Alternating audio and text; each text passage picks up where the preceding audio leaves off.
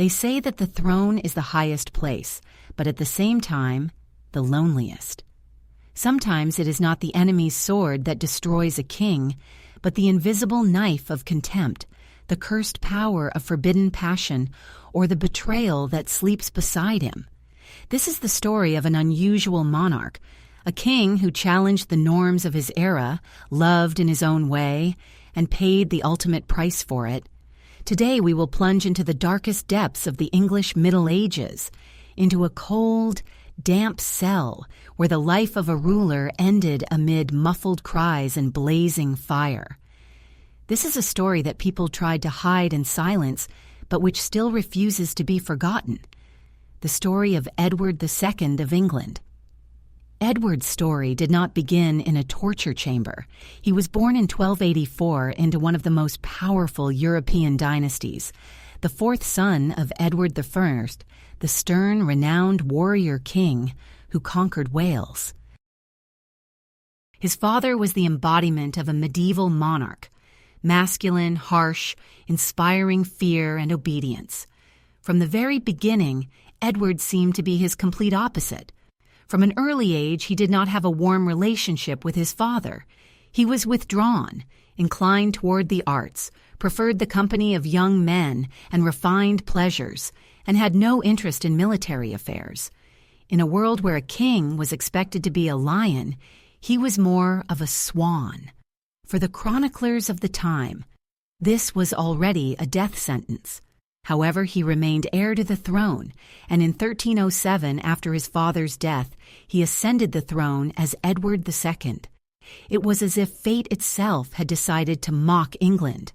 The most warlike Christian power was given a king who hated war. His reign was accompanied by scandals from the very beginning. Edward not only failed to deal with the barons, but also caused outrage with his close alliance with a young aristocrat named Piers Gaveston. Although the concept of homosexuality did not exist in the Middle Ages, their closeness, both personal and political, was obvious and extremely provocative.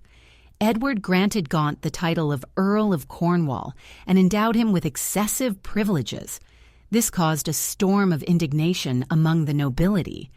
Influential lords, including the Earl of Lancaster, saw Gaunt as a threat, an upstart who had encroached on the established order. In 1312, Piers was captured and executed without trial. This was the first serious blow to Edward. What would have been a warning to others turned into a wound that never healed. Instead of reconsidering, Edward became increasingly entangled in a series of ill-advised decisions, dangerous alliances, and personal grudges. In 1308, he married Isabella of France, daughter of King Philip IV. She went down in history as the French Wolf. This union was purely political, a union of two great crowns. But for Isabella, life with Edward proved humiliating. She was ignored, alienated, and a silent witness to her husband's love for other men. Beneath her angelic appearance lay an unyielding will, and over time, determination began to grow within her. After Gawaine's death, Edward tried to fill the void with another favorite, Hugo Despenser the Younger. This union sparked a new round of scandals, even more turbulent than before. Despenser gained unprecedented power, and his family received wealth and titles, which caused outrage throughout the country. The offended nobility began to plot. The humiliated Isabella began to plot her revenge. Meanwhile, the kingdom suffered. Military campaigns were defeated, and famine gripped the country. Famine was suffocating the people, and the king's power was crumbling before his eyes. Edward had neither the character nor the will to rule a country in crisis. While his enemies grew in number and strength, he continued to cling to his pleasures and his favorites. In 1326, fate dealt a decisive blow. Isabella, who had supposedly gone to France to negotiate with her brother, the king, returned not alone. With her was Roger Mortimer, an English exile who had become her lover and ally. Together they returned to England at the head of an army. The country, exhausted by anarchy, opened its gates to them. Edward was betrayed by everyone: his nobles, his people, his own wife. Hugo Despenser was captured and executed with terrifying cruelty. He was hanged, disemboweled, and quartered. Edward himself, deposed, was imprisoned in Berkeley Castle. From that moment on, the darkest chapter of his life began. Further events diverged between the official version and what was whispered for centuries. It is known that Edward was forced to abdicate in favor of his son, the future Edward III. But how and why he died a few months later remains a mystery. Official chronicles claim that he died on September 21st, 1327, allegedly of natural causes, but no one believed it. Not in a remote castle guarded by people loyal to his wife and her lover. Not after he was stripped of his throne, humiliated, and forced to remain silent. The truth, like a terrible beast, began to emerge from the stories of monks, travelers, and those who heard cries that should not have been heard. Already in the year of his death, a gruesome version emerged, that Edward had been killed on the orders of Isabella and Mortimer. Killed with such cruelty that it is still too horrific to talk about even centuries later.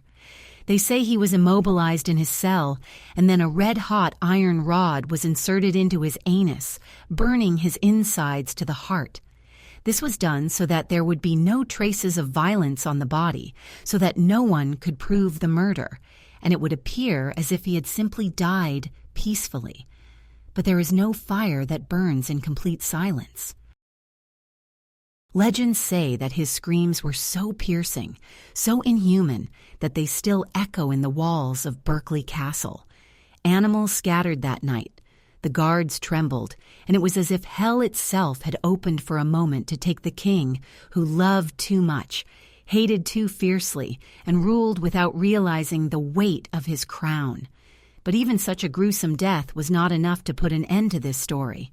In the years that followed, even stranger rumors began to circulate, that Edward had not died but had managed to escape and was hiding in one of the monasteries of Europe, that he had been seen in Italy, France, and even in distant lands, disguised as a hermit.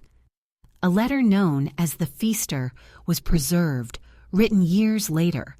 It claimed that the king had survived the assassination attempt and was living in secret under protection. For some, this was a ray of hope. For others, proof that the official story was a lie. But regardless of the truth, the very existence of these stories speaks volumes. No one wanted to believe in Edward's simple death. He couldn't have died like that.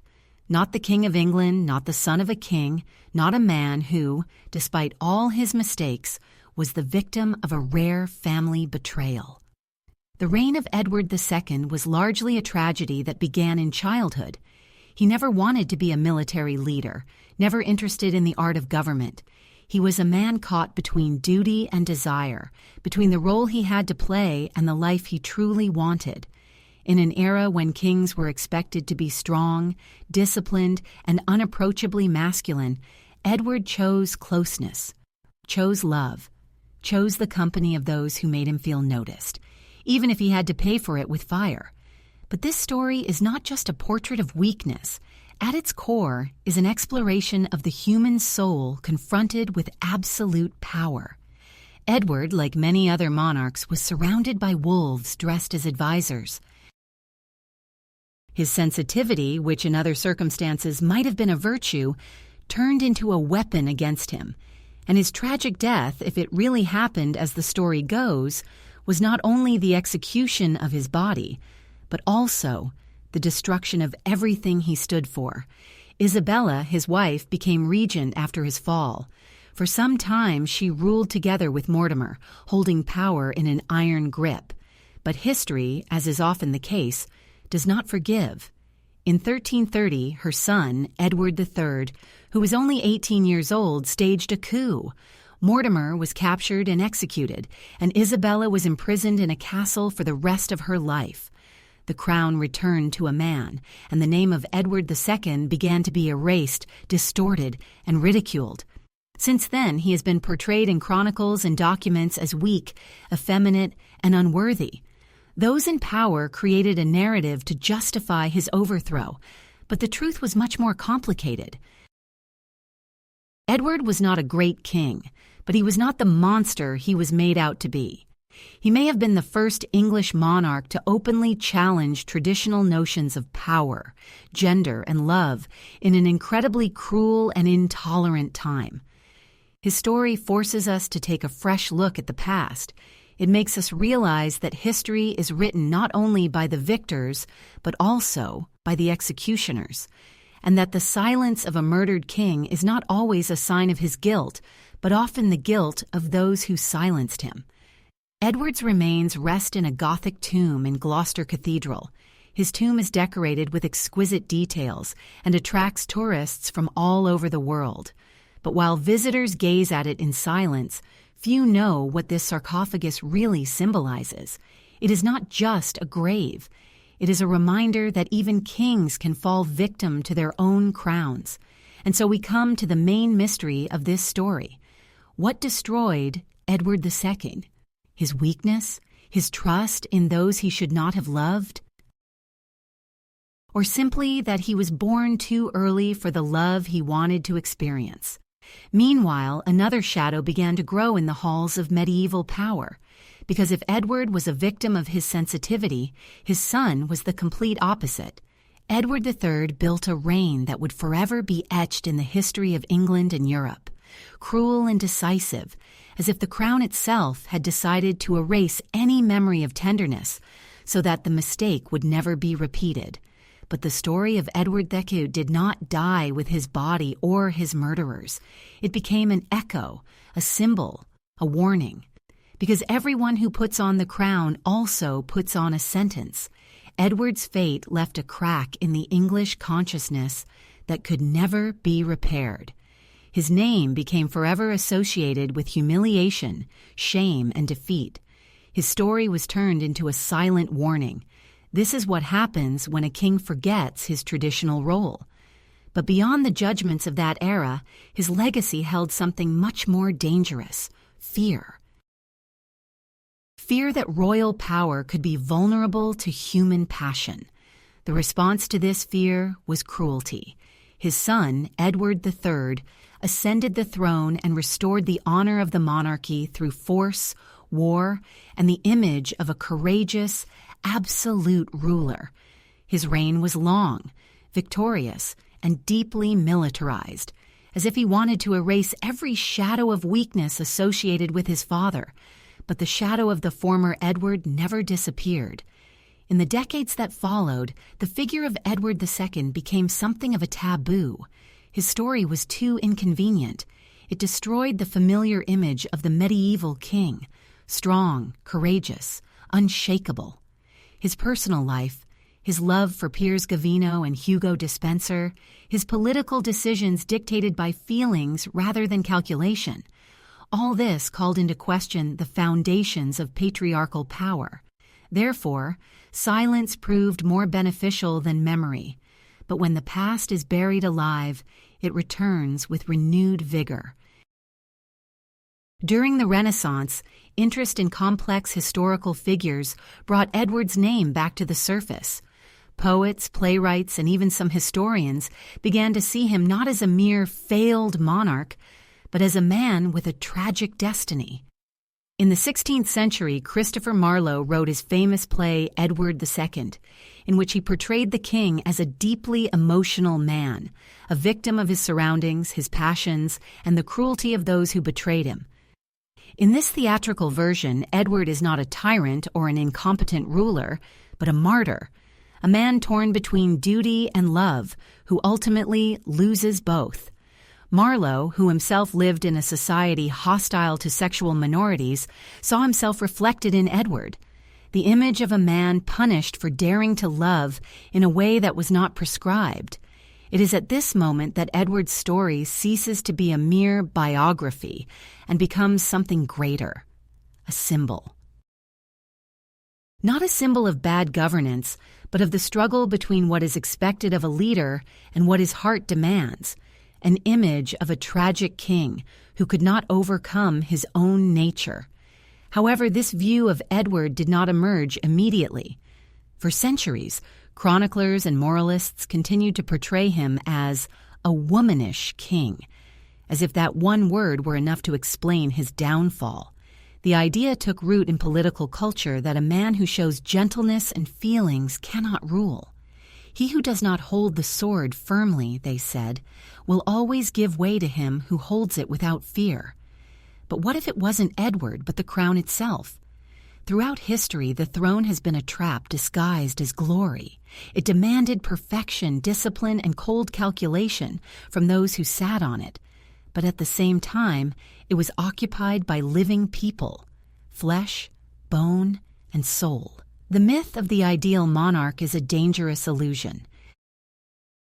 Edward II destroyed this myth not through weakness, but through humanity, and he paid for it. It is important to understand that in the context of the Middle Ages, the king's power was not only political, but also sacred. The monarch was considered to be God's reflection on earth. Therefore, any deviation in behavior, feelings, or morality was perceived as a threat not only to the throne, but to the very world order. By openly showing his love for men and defending his favorites against common sense and advice, Edward shattered this sacred mirror, and those who stood guard over the order did not forgive him for this. His murder, if it really happened as the story goes, was more than an execution. It was a ritual, the ritual destruction of a symbol. The red-hot iron burned not only flesh, but also the very idea. The idea of a king who refused to pretend. But even symbols do not always succumb to fire. Over time, the figure of Edward began to return. He began to be reinterpreted, not simply as a bad ruler, but as a complex personality, a victim of his time.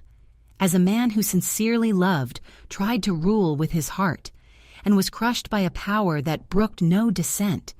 Today, his story resonates in contemporary debates about the right to love, to choose, to be oneself, even at the very pinnacle of power. And while his tomb still stands in Gloucester, the echoes of his tragedy still reverberate within the walls of the castle, where his life was probably cut short. There are stories that refuse to die, stories that, even when burned by fire, flare up with renewed vigor in every generation that dares to remember them. As we move through this story, we are not simply reconstructing a biography. We are unearthing the deepest wounds of power, because behind every throne is a soul, and in every soul is a hell of its own. Medieval palaces with stone walls and stained glass windows hid more than just nobles and servants. They were also home to ghosts, not the kind that rattle chains, but heavier, more persistent ones. Ghosts of decisions, betrayals, and guilt that permeated every hall and corridor. And among all these shadows, there is hardly one heavier than the ghost of a king, humiliated by his own blood. Edward II was buried, silenced, almost erased from memory. But guilt does not disappear with time. Isabella, his wife, who played a decisive role in his downfall, spent the last years of her life in a kind of golden cage. She was not executed or exiled, but she was not free either. Her son, Edward III, stripped her of her power and imprisoned her in Rising Castle. There she lived for decades, outliving all those who once called her the French wolf, the queen who rebelled against her husband and ruled through her lover. The price of her ambition was loneliness. Official history tried to justify her actions, claiming that she acted to save England from her husband's incompetence. But in the whispers of the chronicles, in the shadows of poetic lines, her image became tragic. A queen who destroyed the man who made her queen, who gave birth to an heir who, when he grew up, took away everything she had built with her blood. Roger Mortimer, her ally and lover, was less fortunate.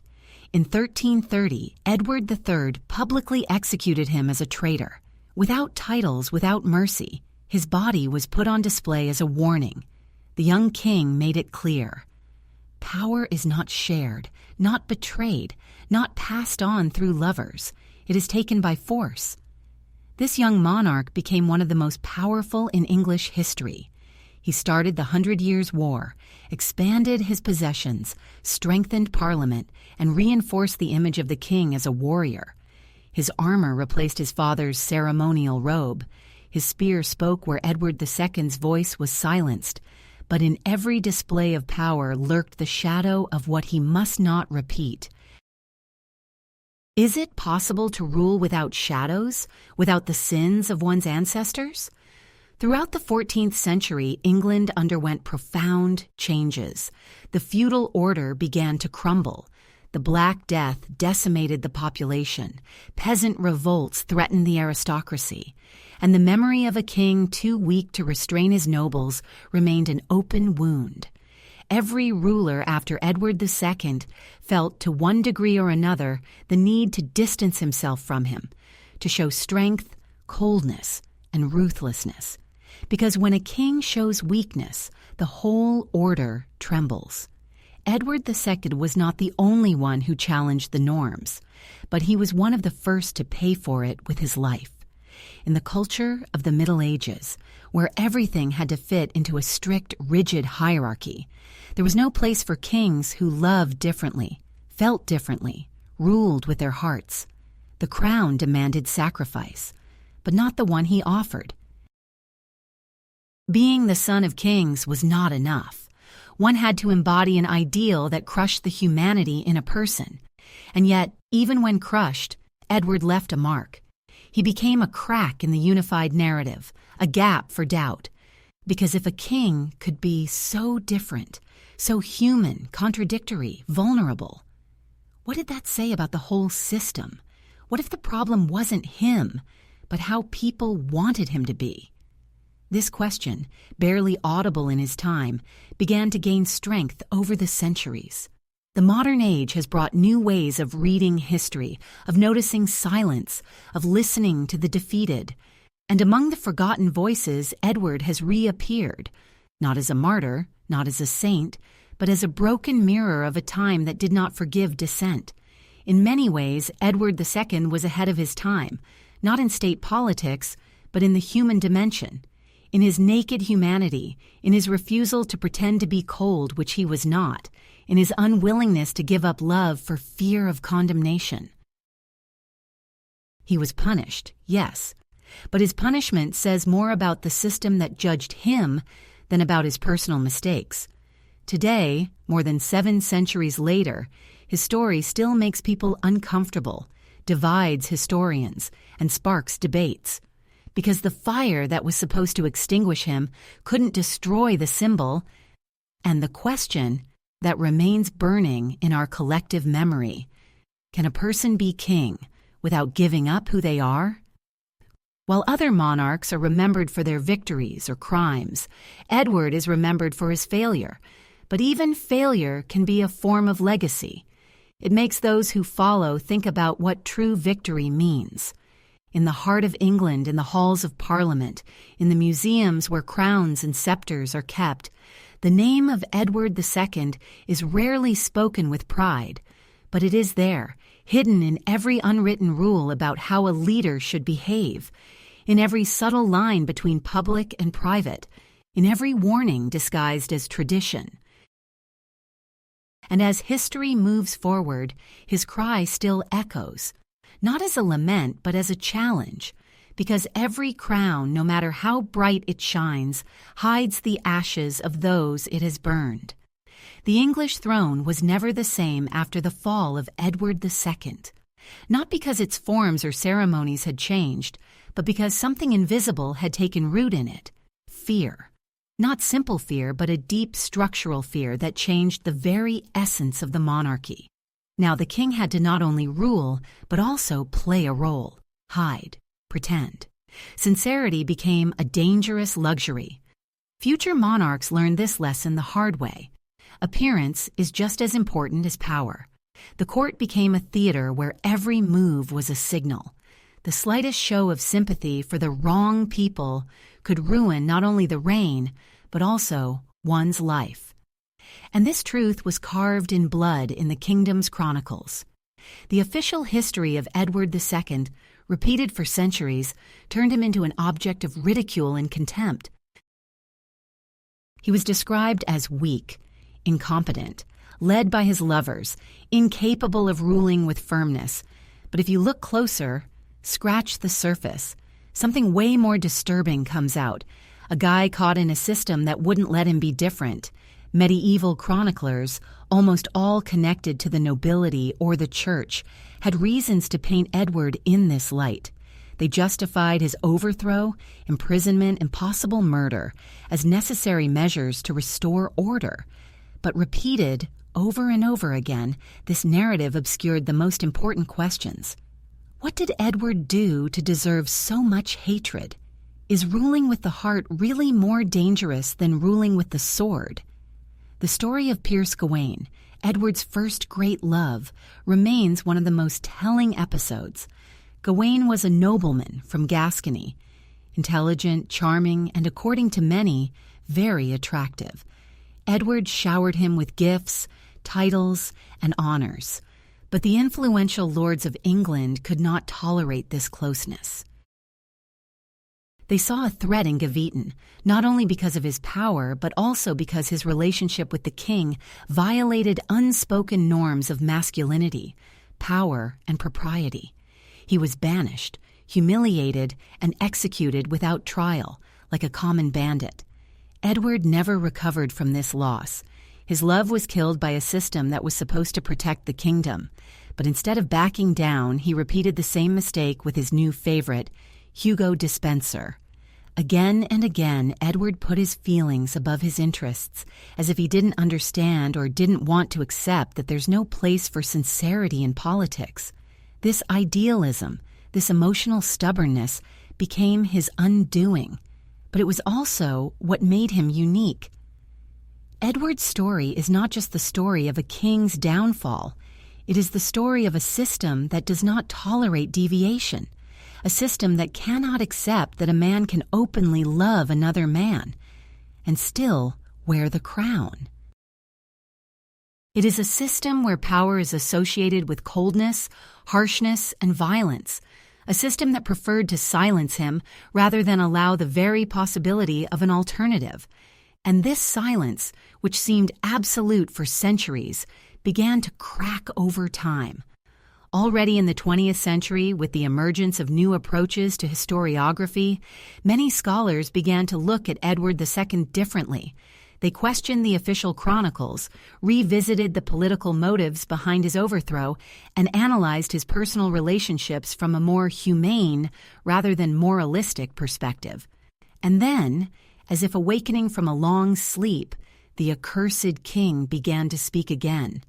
His letters, some of which have survived, reveal a sensitive, educated man, deeply wounded by loss. There is no trace of the incompetent tyrant portrayed by his enemies. On the contrary, they are the voice of a man trying to hold on to a kingdom that rejected him, a man who sought peace but found only betrayal, a man who continued to write even when he had nothing left. His image began to be restored not only by historians, but also by artists, activists, and writers. His story became a symbol of the suffering of all those who live outside the norm. Edward became an unofficial martyr for a cause that he himself never named, but which he embodied with his very existence, the struggle for human dignity in the face of dogmatic authority. Because the crown, this symbol of desire, respect, and fear, is also a prison. It forces the wearer to follow pre-written roles, to suppress their personality for the sake of their position. Edward II, for reasons that may never be known to us, did not want, or could not, play the game. And for this honesty, he was condemned. Today, his story tells us not about the failure of a king, but about a man who found himself trapped in a cruel system, about someone who could not or would not be different. about a man who chose love in a world where only obedience is rewarded. And yet the question remains, what would have happened if Edward had been born in a different time, in an era when kings were not required to be marble statues, but were allowed to be human beings? This question leads us to even deeper reflection, because this is not just about Edward. It is about all those who wore the crown after him, about those who learned that the price of power is silence, that anything that does not fit in is destroyed, that there is no place for feelings at the center of the empire. But the echoes of that repression still resound in every ceremony, every ritual, every speech written by advisors, every forced smile, every failed embrace. Because when power demands the renunciation of humanity, it begins to devour its own, turning into a subtle form of torture. On the night Edward was taken to Berkeley Castle, England seemed to fall into a strange slumber. An uneasy silence hung in the air. Rumors of his downfall were already a fait accompli, and the new order, established by his own son and Queen Isabella, was trying to take root. But a shadow remained that troubled everyone. Edward was alive. As long as he breathed, the symbol existed. An awkward, disturbing symbol, reminding everyone that the crown could fall, that the king could be defeated, humiliated, imprisoned. Edward was a threat not because of his power, but simply because of his very existence. His presence behind bars undermined the legitimacy of the new rulers. And then began a dark and silent period. Official chronicles say little about it, but legends, rumors, and isolated indirect documents hint at what no one wanted to say aloud. There were plans to eliminate him. Berkeley Castle, isolated, damp, surrounded by marshes and forests, became his final prison. There he was kept in appalling conditions, without amenities, on straw, under the supervision of guards who, it is said, were forbidden to speak to him. Food was scarce and visits were prohibited. Edward, the deposed king, son of a conqueror and father of another monarch, was reduced to a shadow of his former self. But he remained a symbol, and that was unacceptable. Chroniclers claim that several attempts were made to kill him secretly: slow poisoning, denial of food, deliberate infection with diseases, but nothing led to a quick and convenient death, leaving no guilt or scandal. And then, on one night in September 1327, the unimaginable happened. The version that has survived through the centuries, horrific, shocking, almost impossible to believe, claims that Edward was killed by having a red-hot iron inserted into his anus. This was allegedly done so that no visible signs of torture or murder would remain on the body. A gruesome method, not only to silence him, but also to humiliate him, to turn the king into a caricature of his own weaknesses. This story first appeared several years after the events, in chronicles written by contemporaries, but not by witnesses. There is no definitive proof, but the fact that this version has survived the centuries speaks volumes. Regardless of its veracity, it captured the essence of the horror that surrounded his end. Because it is not so much the method that matters as the intention. To destroy not just Edward as a person, but everything he symbolized: his sensitivity, his affection, his style of rule, his break with the traditional image of masculinity. He had to be punished not as a traitor, but as a deviation. And the punishment had to be exemplary. It was not enough to kill him. The very idea had to be erased, so that no one else would dare to rule as he did. So that no monarch would think that it was possible to love as one's heart dictated and still remain king. But the effect was the opposite. The method, the legend, the horror, all this turned his death into an even stronger symbol. The horror did not erase the memory. It ignited it. Thus began a new battle, not for the throne, but for the right to tell the story. Edward's supporters, the few who still remembered him with warmth or fairness, began to sow doubts about the official version. Some claim that he did not die at Berkeley, that he escaped and lived on the continent under a different name until old age. Others, more cautious, merely condemned the cruelty of his execution as a disgrace to the crown. History split in two, between the version of the victors, who had silenced him, and the memory of the vanquished, who refused to forget. And between them stood the people. The English people, who rarely felt close to their kings, began to whisper about Edward. Some saw him as an innocent victim, others as a misunderstood martyr. His image began to take on the characteristics of a legend, not so much because of what he did, but because of what he endured. A king betrayed by his wife, abandoned by his son, killed in a monstrous manner. Over time, this became an archetype, a symbol of a man broken by the system, an image of a personality crushed by the machinery of power. In times of popular unrest, such as the peasant uprising in the 14th century, his name was whispered as a sign of injustice. In literature, he became a tragic figure.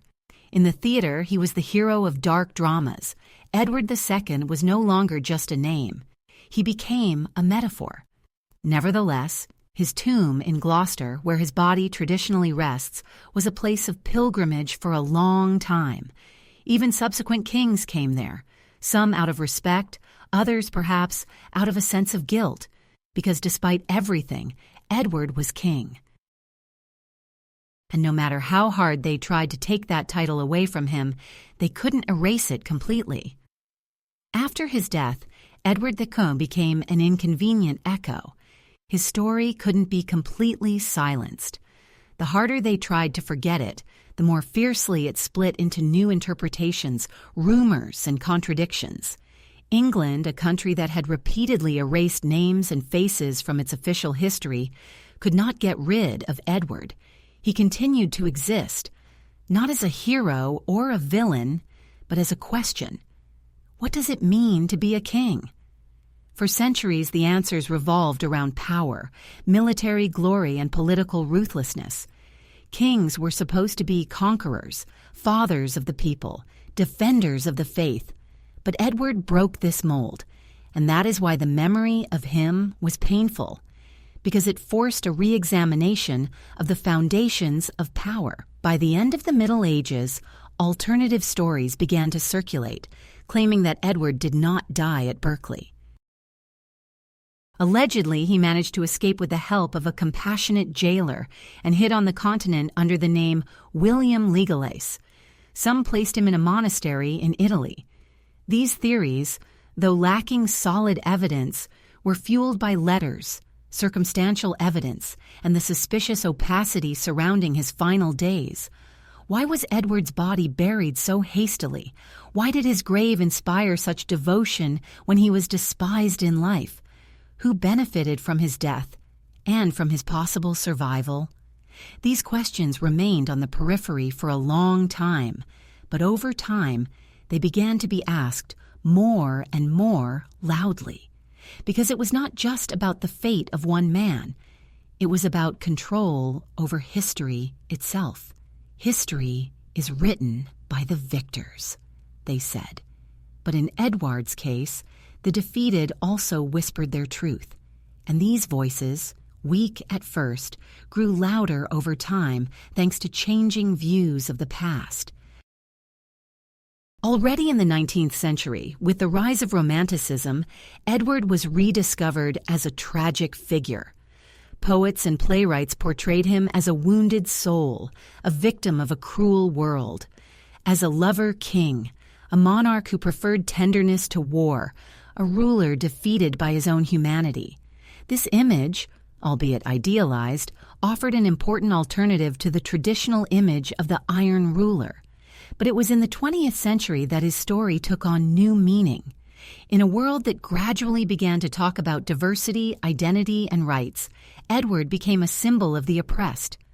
LGBTQ+ rights activists adopted him as a historical icon. It no longer matters whether he loved his favorites. The main thing is that he was punished for not fitting into the mold. The image of a womanly king, ridiculed for centuries, became evidence of a much deeper persecution. The persecution of a man who did not fit into the system. Edward's story was brought to the stage by Christopher Marlowe in a play that was revolutionary for its time. In it, Edward is portrayed with sympathy, depth, and inner strength. He is not a weakling. He is a man who chose love, even if it meant his downfall. Marlowe himself, also accused of dissent, saw himself reflected in Edward and elevated his image. He was followed by filmmakers, novelists, and essayists. Each reinterpreted his life through the prism of their own era. Some focused on political conspiracy, others on personal drama. Some emphasized his downfall, others his posthumous vindication. But everyone agreed on one thing. Edward cannot be reduced to a caricature. Because behind the historical scandal was a man, like many others, crushed by a system incapable of accepting difference. Without knowing it, he made a breach in the history of power, a crack through which, centuries later, light has penetrated. Today, when you visit his tomb in Gloucester Cathedral, it is difficult not to feel the weight of this contradiction. Here lies a king who was hated by the powerful and remembered by the forgotten, a man who challenged the logic of his time and paid the ultimate price. His modest but dignified grave is sometimes decorated with flowers, and sometimes someone secretly leaves a rainbow flag, a silent gesture connecting the past and the present. Edward is not a martyr in the usual sense. He did not die for a clearly proclaimed idea, but his life, struggle, and suffering have inspired many. And perhaps this is where his most subversive power lies. A king condemned for love, for a feeling, became a symbol of human dignity. And as long as his story continues, his executioners will not have complete victory, because storytelling is also a form of justice. And in this story, Edward becomes king once again. The echo of footsteps in the corridors of Berkeley is no longer heard. The flames that burned the letters, decrees, confessions, and names died out many centuries ago. But there is something that no bonfire could destroy: memory. Edward II was not the king England expected. He was a contradictory man, politically weak but stubborn in his feelings. He was loved and hated with equal intensity. He was devoted to his affections and blind to danger. And yet his tragedy continues to speak to us, not because of his mistakes or scandals, but because of the human abyss it reveals. Who can bear or understand the weight of the crown? The crown is not just a symbol of power. It is a burden, a wound, a constant test. Those who wear it must renounce themselves in order to represent everyone else. But what happens when a person cannot or will not renounce their nature? Edward did not want to pretend. He didn't want to hide who he loved. He didn't want to hide his feelings. And in the cruel world of medieval power, that honesty was his downfall. Kings are taught to hide, to lie politely, to play a role, even if it destroys them from within. Edward rebelled against that, clumsily, dangerously, but he rebelled. And it was this silent disobedience that became far more scandalous than any political betrayal. Perhaps that is why he was executed so brutally, because it was not a man who was executed, but the gesture itself. The possibility that those in power could have a human face, that a king could cry, love, make mistakes, and still remain a king. And here, Edward's story ceases to be merely English or medieval. He becomes a universal figure. He represents everyone who has ever tried to be themselves in a world that demands masks. He represents those who paid with their lives for not fitting in. He is the embodiment of the eternal struggle between the system and the soul. And if his life was a tragedy, his legacy became a warning. Through Edward, we understand that when power is divorced from humanity, it becomes tyranny. That a crown without compassion is nothing more than a golden cage, that kings bleed too, that they love too, that they fall too. Edward's death, with all its cruelty and horror, reveals not only the brutality of his executioners, but also the fragility of the system that tried to destroy him, because what was supposed to be an act of final disappearance turned into a spark, a story that, over the centuries, has burned ever brighter in the hearts of those who were ready to hear it. Today, when we see his image, in books, museums, on the theater stage, we no longer see an object of ridicule. We see in him a testimony, a scar, because in a world where strength is valued, his weakness became resistance. In a world where silence is expected, his love became a cry. In a world where being different is punished, he chose to remain himself, knowing the price. That price was high: humiliation, imprisonment, red-hot iron, death without justice, an order to forget. But centuries later, something came that no one expected: redemption. Because when a king dies, his body disappears. But if his story lives on, his crown never falls completely. Edward II was not a great monarch, but he became a great symbol, a mirror of our shadows, a beacon for those who walk the world with an inner fear of being themselves. Berkeley Castle still stands. Its stones do not speak. Its walls keep secrets. But there is something they can no longer hide. Once, on a September night, power showed its most cruel face there, and the soul of one man was silenced, not for his actions, but for who he was. And yet, they did not succeed in silencing him forever. His story, like coal under the ashes, still smolders, not for revenge, but as a reminder. History does not belong only to the victors. It also belongs to those who fell with dignity. And as long as there is someone to tell this story, Edward II continues to reign. Not on stone thrones or in official lists of succession, but in the memory of all who understand that being oneself, even at the pinnacle of power, is the bravest and most daring act a person can perform.